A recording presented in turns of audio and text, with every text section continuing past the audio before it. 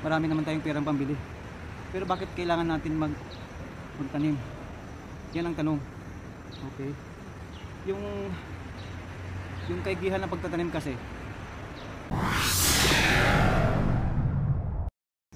Hello mga guys. What's up? So sa araw na ito ay magano tayo mga guys, magtanim tayo ng kamuti. Kailangan natin ilipat yung ating mga kamuti dito. Okay, kasi makapal na sila doon, so maganda na, marami na tayong binhi ng kamuti. At lilipat na natin dito para dumami yung ating mga kamuti mga guys. Pagandahin natin itong garden dito. Dito maglagay tayo dito ng flatbed. Dito sa area na to. Dito tayo magtanim ng kamuti. Ayan. Kasi malawak pa naman ang area na to. So sayang. So tara na mga guys. Mag-garden na naman tayo ngayon. Di ba? Gamit ang ating pala. Para maggawa tayo ng plot. Alright?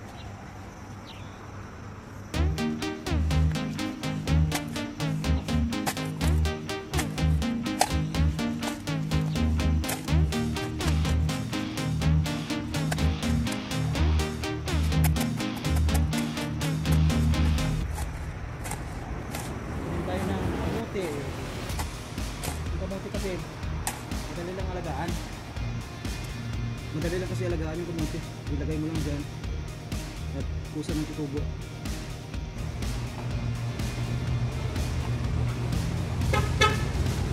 Where are you?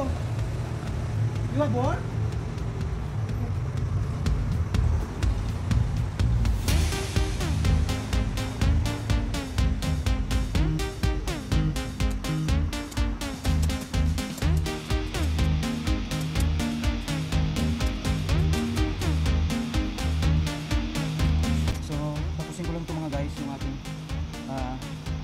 Taniman ng kamote.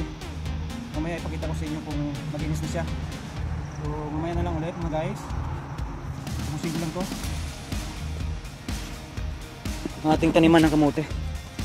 Ayan o, medyo malapad-lapad pa yan. Mababang trabaho pa yan. Alright, gagawa tayo ng plot dyan. A few moments later. Ang laki ng ano dito mga guys. Ang laki ng worm dito sa lupa. Kaya ibig sabihin mataba yung lupa dito. Tingnan niyo kung gaano kalaki yung worm dito. So maganda to pang stable ng lupa. Yung ganitong African nightcrawler kung tawagin nila dito sa Nigeria. So lagay natin dito para mapaganda niya yung lupa. Sobrang kakapal. Kaya kailangan malinisan na maigi mga guys ang pagtaniman natin ng ating kamote.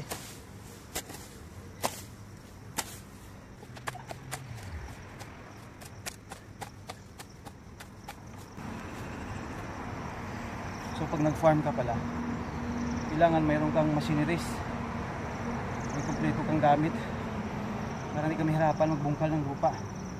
Gaya nito, mano-mano lang yung nagawa ko kasi maliit naman ang garden to. Pero pagdating ng panahon na tayo mag for good na, kailangan kumpleto yung gamit natin sa pag-farm. Alright mga guys, kasi tayong mga OFW, hindi naman lahat ng panahon nandito tayo sa ibang bansa. So uwi din tayo.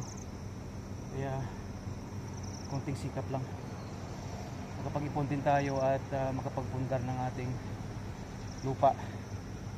So yan talaga ang aking pinapangarap, magkaroon ng farm na hindi naman malapad na farm, yung sakto lang para pag ganito, pagtaniman ng mga iba-ibang klaseng mga gulay, mga crops. Kasi ito talaga ang hilig ko sa pagtatanim. Alright, so kunting tiyaga pa para makaipon tayo pambili ng lupa. So dito mga guys, may nakita akong African nightcrawler. Sobrang laki. So pilihin natin. Sobrang laki niya mga guys. Pakita ko sa inyo kung gaano kalaki ang mga ano dito sa Africa, yung mga nightcrawler. Wait lang. Yan oh, malaki pala dito yung mga lago sa Nigeria. Ganyan. Tingnan yung lalaki oh. Grabe. Ganito pala pag lumaki dito. Pero I think kinukulture ito yung mga ganito kalaki. Kinukulture ito mga guys sa ibang bansa. Sobrang laki oh. So pakawalan natin to kasi sila yung nagmi-maintain ng oxygen sa ilalim ng lupa. Sila yung nagbibigay pati ng nutrients sa lupa, yung kanilang mga waste. So dagdag din yan sa pampasustansya sa lupa. Yan yung trabaho nila, ang mag-breakdown ng mga ano sa lupa, sa ilalim. Alright.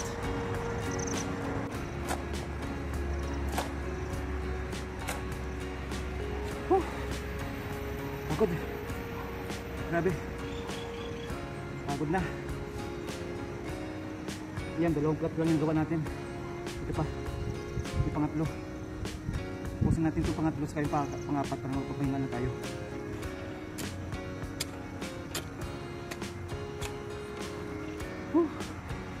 So yung mga guys, kunti na lang. Kunti na lang, kunting-kunti na lang. Tapos na itong paggawa ng plot natin. So bakit ako nag-garden? Bakit ako nagtatanim ng kamote? Actually, pwede naman tayong bumili ng kamote. No, marami naman tayong perang pambili. Pero bakit kailangan natin magtanim? Yan ang tanong. Okay. Yung kaigihan ng pagtatanim kasi. So dito, kung may tanim kang kamote, after 7 months, meron kang anihin. Tapos, meron ka pa ring gulay every week pag nagdahon na siya. So, ang advantage ng pagtatanim is anytime meron kang ma-harvest. Pag gusto mo, hindi mo na kailangan pumunta ng market. Kunting kalaman lang.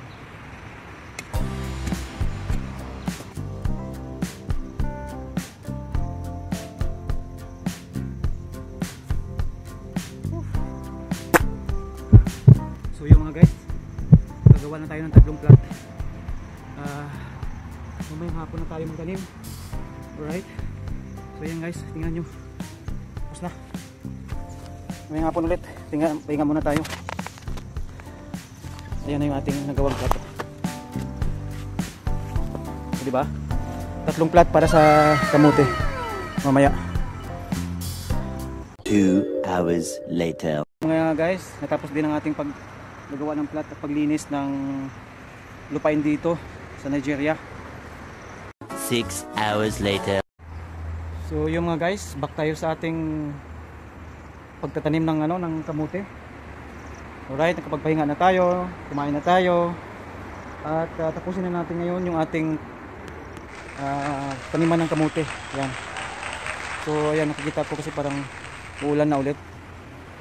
Madilim na. Madilim na yung araw, yung buwan. Ay, sorry. Oh no. Madilim na pala ulit ang langit. Mga guys, so mukhang uulan na naman. Kaya bilisan na natin ang ating paglilipat ng kamote. Ayun, no. Mukhang uulanin na naman tayo. So tara na, let's go. So dito kukuhanin natin yung mga stem ng ating kamote. Yan mga guys, oh, hanggang dito na yung baging ng kamote natin. Ang haba na, oh, mga guys.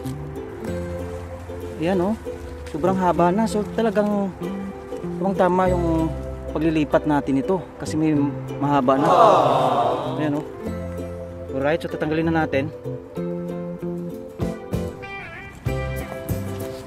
So guys, tanggal na tayo ng kamote na ating tatanim. Ang haba na dito, kakapal na, kaya tamang-tama, may lipat na talaga siya. Ating tanim na.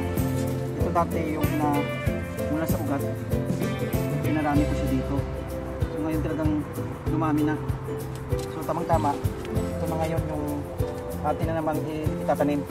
Yung kanyang mga baging mga guys. Ayan o. So, diba? Ganun lang yung paraan sa pagtatanim ng kamuti. Ayan, galing lang yan dito dati sa laman ng kamuti na binili ko sa supermarket. So ayan o. Yung mga ugat na. So mabubuhay na ito mga guys. Alright, tara na. Harvest na tayo. Tanim na tayo ng kamuti. Tanim tayo ng kamuti. Lipat na natin doon sa ginawa natin plan.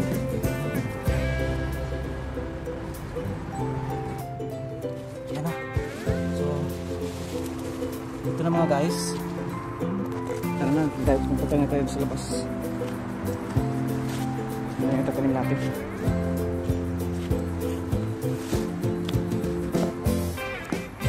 Yan mga guys, yan na yung tatanim natin.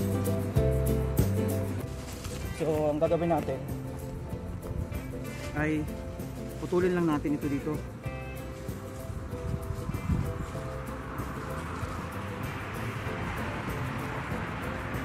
Yan. Putulin lang natin, tapos itusok lang natin. Itusok na lang natin.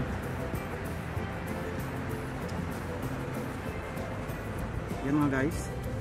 So, ganito lang ang pagtatanim ng kamote. Yan. Tusok lang natin sila sa, ibaw na natin sila sa ilalim.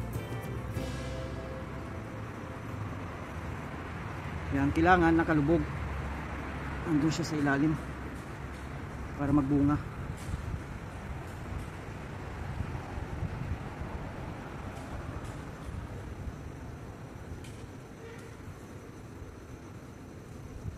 Yan.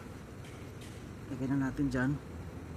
Yan. At maglalaman na yan siya after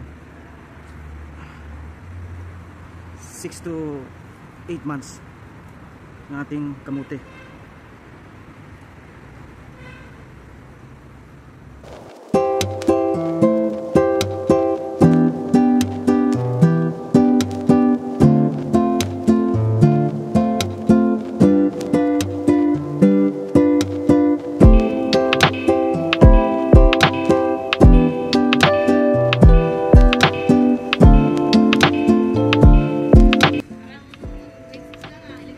Oh, di ba? Napakabilis lang na magtanim ng kamote. Pero ang dali lang magtanim, oh. Eh, dapat tinalibusan mo muna. Okay na yan. Matami doon. Oh, mabubuhay na yan kasi lalo na ngayon mag-uulan pa. Oh, ganun lang. Kasi yung 30 minutes mo, wala naman. Malapit na yan. Hindi yan uulan. Kaya minadali ko rin magtanim ng kamote. Oh, di ba? Oh, pagka after 7 months na yan, may laman na ito. 6 months. Meron tayong hukayin. Alright, pag may itinanim, may anihin. Yan kasi first fruit niya. Oh, di ba? Oh, may bunga na. Oh, parami na 'to ng parami. So mga guys, oh, ang dami ng bunga ng ating mga kamatis. Ang dami ng bunga. O, di ba? Ang dami ng bunga doon mga guys, oh. Ayun, oh. Masisipag magbunga ng aking mga kamatis dito ngayon. Ayan. Ang daming bunga kahit saan ka tumingin. Ang daming bunga. Yes, thank you Lord. Thank you Lord sa blessings. Yan, oh, bunga. Dito bunga. Doon bunga ulit. O, di ba? Ang daming bunga. Yes, thank you Lord. Thank you Lord.